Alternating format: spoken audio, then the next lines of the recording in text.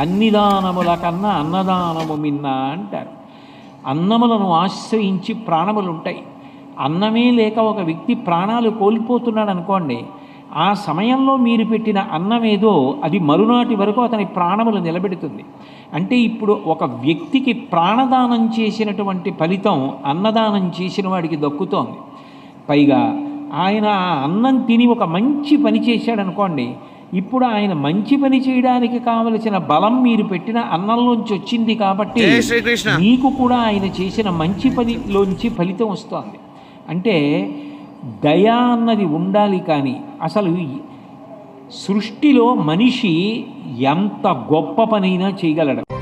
ప్రతి మనిషి జీవితంలో ఇలాంటి సందర్భం తప్పకుండా వస్తుంది.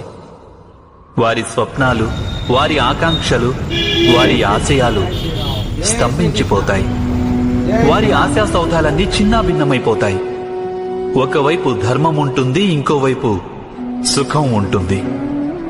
దీనినే ధర్మ సంకటం అని అంటారు.